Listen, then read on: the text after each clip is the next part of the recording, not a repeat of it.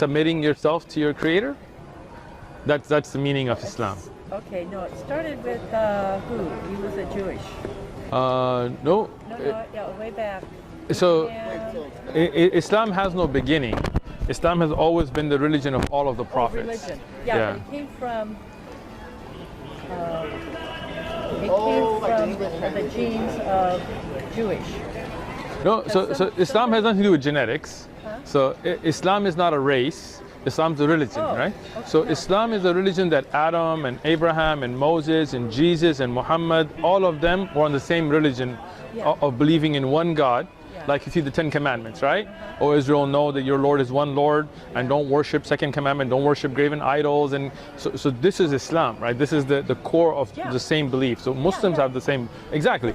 So a Muslim is somebody who submits their will to their Creator.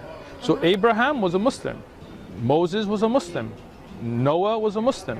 Adam was a Muslim. They all submitted themselves to their Creator and followed the belief that there's only one God and nobody else should be worshipped. Right, but there was no such thing as Islam back then. Well, there was, right? So that's what I'm saying. Today people think Islam is a name given to the religion that only the followers of the Prophet Muhammad had. Yes.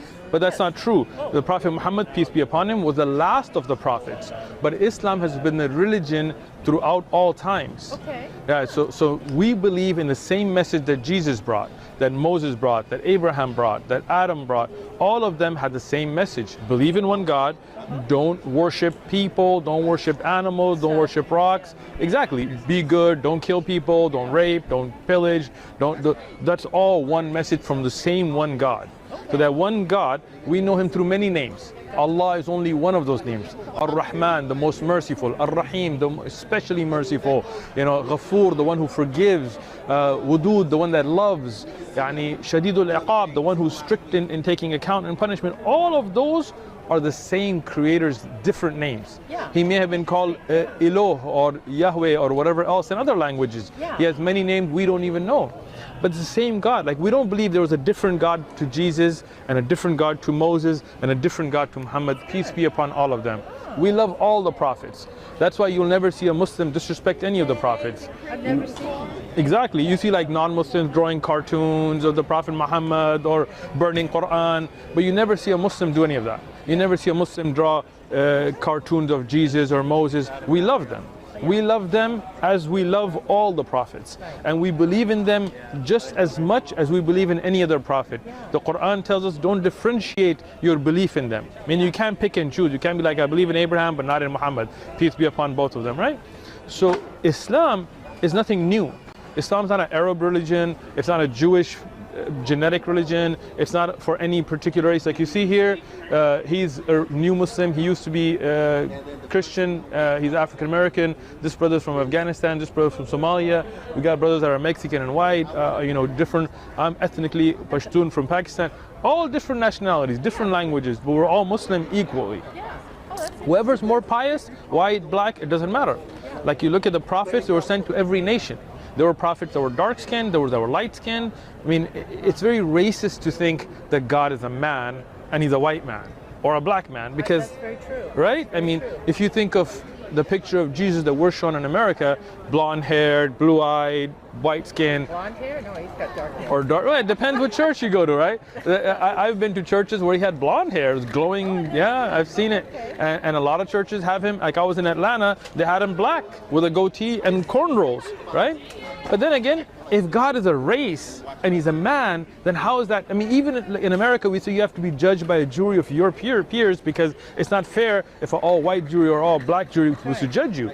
But if God was a racial character, then how? See, you know that doesn't make sense, right? Yeah. And how can God be a man? Like, God is above that. He created men, he created women. He's not a man. Exactly. You are very close to Islam already. See, this is we have the same. Well, I'm a Christian, so this excellent, is what excellent. it's all. But the way you're telling me is very different from a lot of Christians, right? A lot of Christians will tell you Jesus is God and he's a man. He came as a man, right?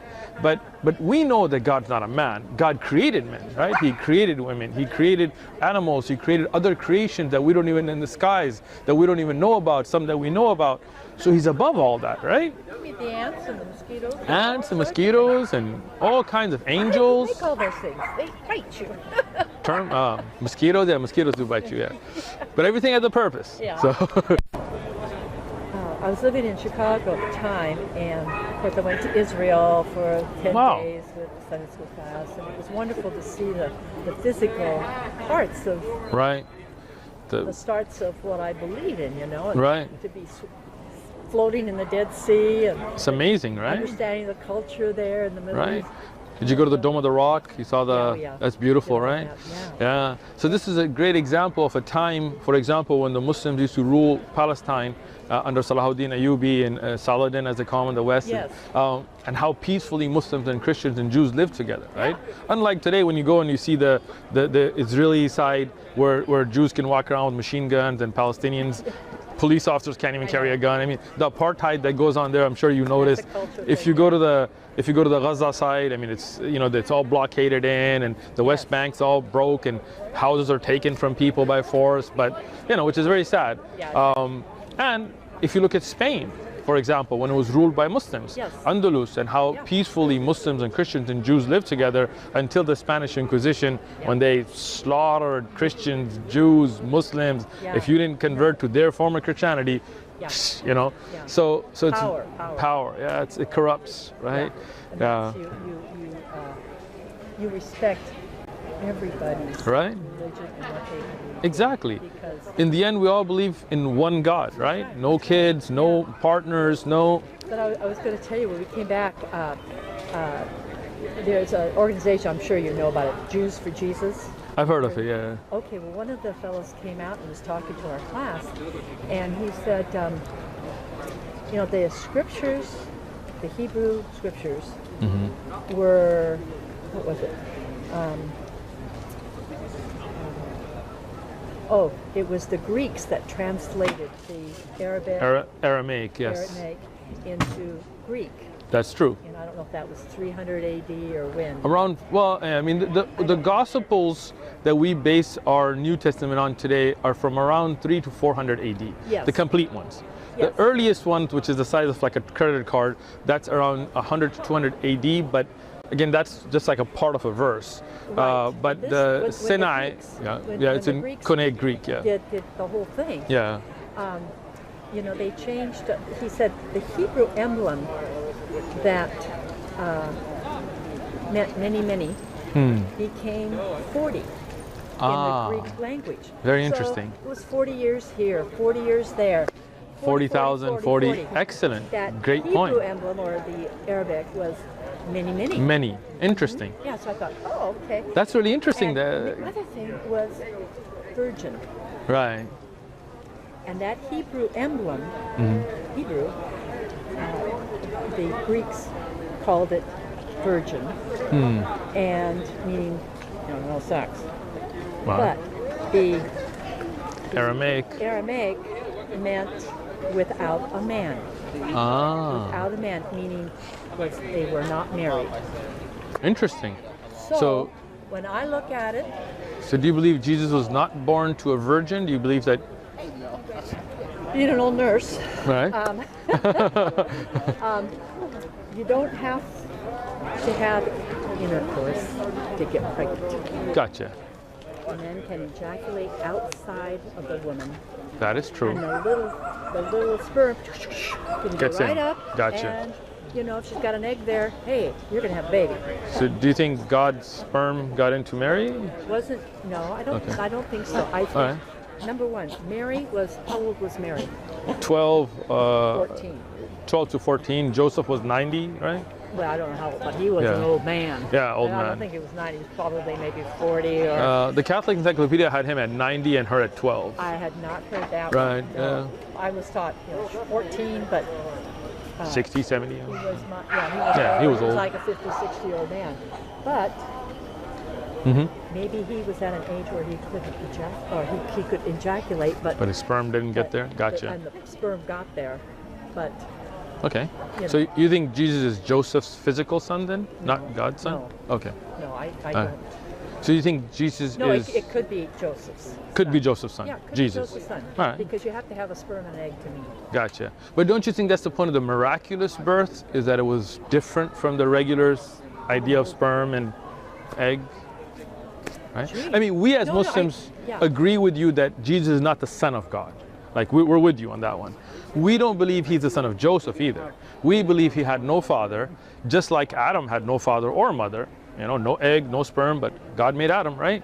And Eve was from the rib, as we all see in the scriptures, right? Meaning, as you can take a DNA today, as, you know, just to understand, and you can, you know, clone a human being. Allah is greater than that, the creator. So he made Eve from Adam, without a father or mother. So to us, it's not something impossible for God, right? For the creator, to give birth to a child without a father. It doesn't mean that he's a son of God, right? Like you said, the Aramaic being translated into Greek. If you look in the Bible, you will find many sons, as we say, sons by the tons, right?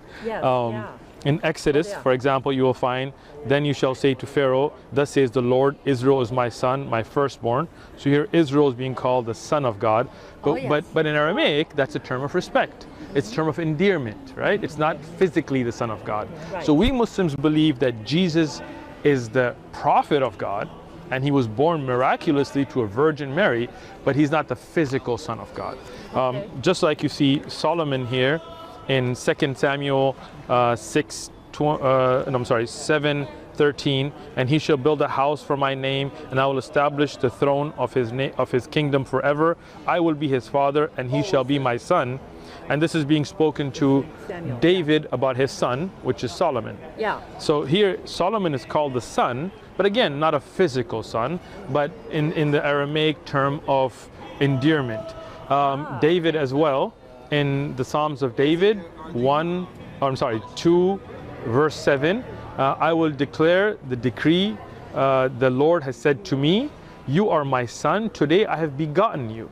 This is God speaking to David. This is the Old Testament. But again, we don't mean that he's the physical son of God. But Ephraim as well, you find in the Bible, for I am a father to Israel, and Ephraim is my firstborn. This is in Jeremiah 31:9. And Adam as well. If you look in the genealogy of Jesus, peace be upon all of the prophets, you see in the end the son of Enosh, the son of Seth, the son of Adam, the son of God. So Adam is called the son of God as well. And Jesus is also called the son of God. But again, like you were saying, an excellent point, that if you look at translations, for example, if you go to a priest today and you say, forgive me, Father, for I have sinned. Well, you don't mean father like physically, like sperm. You mean a term of respect. So when Jesus says, I and the Father are one, again, it's like us saying we are one nation. We see Jesus talk about all the apostles and God being one as well, right? Again, none of that means that it is physically one, but again, in the sense of being on the same page or on the same mindset. And this is why we all believe that Jesus was a pious prophet of God, but not the son physically, the son of God. This is the verse I was referring to here. If you look in John 17:20, I do not pray for thee alone, but I also pray for who will believe in me through their word, that all may be one, as you, my Father, are in me and I in you, that they also may be one in us. So Jesus is saying to the apostles that me, you, the Father, all of us, and anybody who comes after me are one in us. But this means that together. It doesn't mean physically, like, DNA and biologics here, right? And this is where the translation of a lot of Christians went astray from the Koine Greek or Aramaic to take Jesus to be God himself or the physical Son of God. Jesus prays. And if you've seen how Jesus prays, he put his forehead to the ground, as Muslims do. That was a cultural thing, whether the Jewish or exactly, but it's not culture, it's a religious tradition. And we today pray the same way Jesus prayed. If you go to most churches, they'll either kneel or they'll go like this, or they'll sing and dance and it's just move snakes. Culture. Right, but we believe that you should stick to the religious traditions. Cultures change. What you eat, what you wear, how what country you live in, what language you speak, but the religion of God stays the same, right? And those commandments given for there being one God, exactly, to love, to respect, not to kill, not to harm, not to steal, not to lie, not to worship idols, right? Now today you go to churches, especially Catholic churches, the first thing you see are huge idols of saints and of Mary and That of goes Jesus. way back in the Middle Ages. Right? And how God had forbidden those, Yeah. right? In the Bible, Yeah. right? Even if you look at money, there you go. Now you know, right? So that's why, History is really interesting. yeah, it's very interesting. Money corrupted churches like you wouldn't believe. Yeah, it's so true. Yeah. Oh, you have condolences? Yeah, You have to yeah, pay. right. When sins. I was growing up, I grew up with a lot of Mexicans, and they were mostly Catholics, and they were gang members, and they would do horrible things. And Sunday morning, Saturday night would be the fights, killing, Yes. shootouts, all that. Sunday morning, they were in church, and they would be like, "Forgive me, Father, for I have sinned," and he'd be like, "Say these many Hail Marys." Donate to the church, you know. There'd be money going in. That's what the mafia, Italian mafia, the Mexican mafia, very staunch Catholics, you know, because they feel, you know, we pay our money, we're done. In Mexico, they have an altar to the saint of drug dealers. Where? In Mexico, they have a saint for drug dealers. I kid you not. kidding. I Yeah, didn't hear that. you know, it's look it up. You know, it's amazing. So, how is that religion? You know, how do you have? This is not what God had revealed to us how to live. God doesn't give saints to drug dealers. You know, drug dealing is wrong. This is something condemned. People die from those drugs, Yes, right? that's right. So we agree that there's only one creator, right? And we believe that same creator sent messages and different prophets, right? So Abraham, Moses, Jesus, Muhammad, peace be upon all of them, they all brought that same message. So we agree that there's only one creator, right? And we believe that same creator sent messages and different prophets, right? So Abraham, Moses, Jesus, Muhammad, peace be upon all of them, they all brought that same message. That message, believe in one God, don't worship idols, don't worship people, don't worship animals, don't worship pieces of wood. Even if you look at the Christmas tree today, right? We see Christmas trees in every house, but Not my house. not your house, and not my house either. Great. That's a But look, headache to. in the Bible, you will find in Jeremiah chapter 10, you see about that not to take on the customs of the futile, that who cut out the trees from the forest, the work of hands and the works of men with an axe, then decorated with silver and gold and fastened it with nails.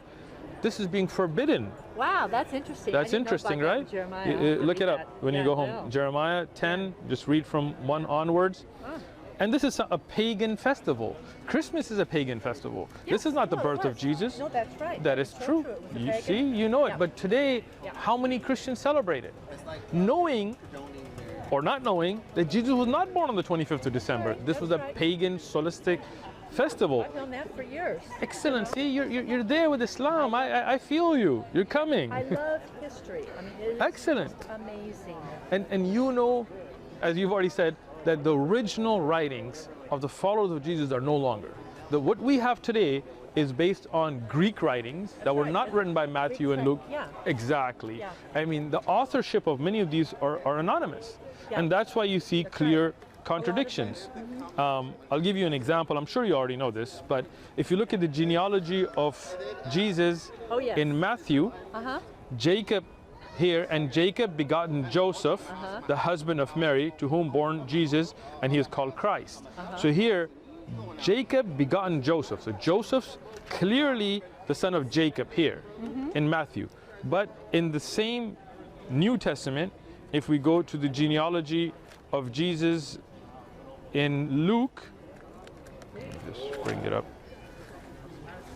Here, you see, now Jesus himself began his ministry at the age of 30 years of age, being supposedly the son of Joseph, the son of Heli. Joseph was the son of Heli. Heli. I In don't- the other verse, it was Jacob, right? I can show it to you again. So here, you see, Jacob begotten Joseph, the husband of Mary, right? Here, this Joseph, the son of Heli. And some people try to say, oh, this is Mary, but this is a son, not daughter, and Mary is not even mentioned here, right? What I have done, just for my own study, I wrote out both genealogies side by side. And I suggest you do this in Luke and Matthew. And if you look at starting from Jesus to Joseph to Jacob to Mathan to Elizar to Going Eliud to go back, these are all different. From Luke, which is chapter 3, Luke 3, right? Then you go Jesus and Joseph and Jacob. So Jacob. Jesus, Joseph, here you get to Heli, Yeah. and Mathat and Levi and Milchi just different. and Jenna, totally different. Oh my goodness. Even the number between Jesus and David here is David being at the 14th year, it's 56 up to Jesus. On here, David being the 15th year, it's 43 up to Jesus. Wow. It's not even the same number. Isn't that interesting? So this They is added, they wow, added you should publish change. that. That's awesome. I should Yeah, publish it That would, when I get some. you should, and you Yeah. have a little piece here. That's so true. It's amazing. So a lot of these things, even if you look at, go ahead. And his name shall be called Christ. Right, Yeah. And you know what that means? Christ, the anointed one. No. Right. What does it mean? Christo, Means right? Messiah. Messiah, exactly. I mean, Messiah again, meaning the one who's chosen, right? The one who brings is anointed, the one who's brought from Christo, right? Messiah. We're waiting for Right. Messiah to come. you Right, know, and it's like- no doubt, he was chosen. He was the Messiah. He was a messenger. He was the one who brought the message to his people. But if you look at a lot of what was to come at the end of time, like in the Songs of Solomon, when you see the duet between what seems to be a lover and the female and the male, but as almost every writer has said that this is a parable to show the one who would come for the nation, we see the word Muhammadin mentioned there, right? I mean, not just that, if you look at the Comforter mentioned, so no doubt that Jesus was there, and no doubt that the last prophet that came after him was Muhammad. And that's why you look at the Quran, a man who couldn't read or write in a desert, right? He was illiterate, unlettered. How could he come up with something like this? Something that has Why did he sign. do that? So this is a revelation from God, right? It's not him writing, right? The revelation would come. And it had scientific facts, it had historic facts, it had things about the past that the Arabs didn't know about, like how did Joseph end up or how did Moses end up in Egypt when they were originally from the area what's called Sham or the Levant, right? And this is something that the Jews sent that question through the pagans of Arabia to the Prophet Muhammad. The Prophet didn't have an answer, but Allah then revealed those verses to him to answer those historic things, right? It also had things that would happen, like what would happen between the Romans and the Persians and who would win prophecies that came true. It also has news about the Day of Judgment and the hereafter, right? It also has linguistic miracles. The language of the Quran, what's called balagha, was so eloquent that even the poets couldn't respond to it, right? Even though the Prophet Muhammad was not a poet. He had never written poetry in his life.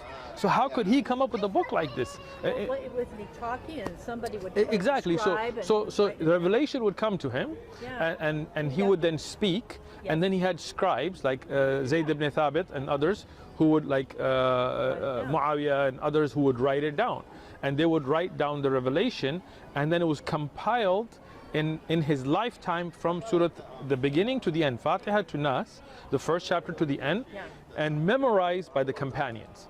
Written down on bone and hide and parchment, but also memorized. Yeah, because people didn't know how to write and all that other stuff, so they learned it through. Well, there were those who could write as well, like Umar ibn Khattab, he could write, so they would write But down. it was better to memorize it. Exactly, but many people, I have recorded 38 different people that have historically been documented that they memorized the Quran during the lifetime of the Prophet, peace be upon him, like Ibn Mas'ud, like Ubay ibn Ka'ab, like Uthman ibn Affan, and we know their names, first names, last name, where they were, and all of that.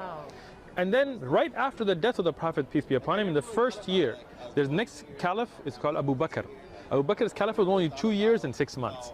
In that, he compiled a standardized Quran from all of them, bringing all the companions together. So from the lifetime, now today, if you look up the Birmingham Quran, there are pages that have been carbon dated to the middle of the life of the Prophet ﷺ, to the later part, or the beginning of the Khilafah Abu Bakr, that are carbon dated to that time.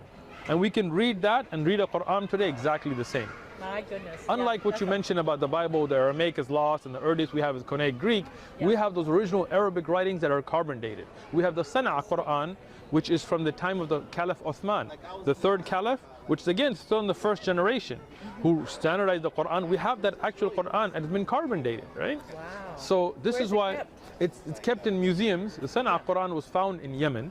The Birmingham Quran, for example, it's in England. Parts of many of these are in France, in Germany, in Turkey. There's in Uzbekistan they have one that's also old, not from the same time period. And many of these have been carbon dated, so there is no doubt even the style of writing, the Kufic writing, and so on. Yeah. So, and there are people who have memorized the Quran since the time of the Prophet Muhammad, peace be upon him, till our time. Yes. Which is the amazing part, right? Yeah. Right now we have a brother here, he's praying right now, but he's memorized the whole Quran as well, word by word, letter by letter. Yeah. So it can never be lost. You know, we can never lose that meaning because when you've memorized it. Yeah. There are even different styles of recitation. It's called qira'at, right? For example, in English we would say, in America we would say, can you get me a piece of bread, right? In England they say, could you get me a piece of bread, please? Like you see how they shorten it, it's a little different. Yes. Can I have a spot of tea? That's a British accent. tea, Spot of yes. tea, like we would say, can I get a cup of tea, right? Yes. Or in the South they would say, y'all want some tea? So it'd be a very different accent. I've lived there too. Exactly, right? So even how to recite the Quran is preserved. Now that's not a different Quran, those are just different recitations. Yes. But even then we have the ilm of qira'at, right? Those have to be traced all the way back to the Prophet Muhammad, peace be upon him. Even the style of reciting, that's how accurately the Quran has been preserved. You know? Cool. Yeah, it's amazing. I'm telling you, please take one. It's free. Read it. If you have any questions, come back. I can tell you are somebody whose heart is open and your mind is open, and I pray that Allah will guide you to the truth. And I see that you have a lot of the Muslim belief already. Well, I'm a Christian, so of Yeah? course. Yeah, there you go. Get our There you go. minds together. All true Christians will be Muslims, right? If they're true followers of Jesus, they'll be Muslims. If they deviate into following the Pope over Jesus or Paul, no. right? Exactly. I don't go after the Pope or You are there. You are there. If they're followers of Paul instead of Jesus, then that's different. But if they're followers of Jesus, as you are, you're a Muslim, and that's it. You just have to get caught up on the new, on the updated software. Yeah. English Salam reading and notes. Yes. Good. Well, thank you very much. I'll let you get Great going. conversation. This is wonderful. Please come back. We're here every Sunday, and you know we have a mosque here in San Diego as well. If you have any questions, feel free. You can get a phone number or email if you want a message, or just come back here on Sundays. Yeah.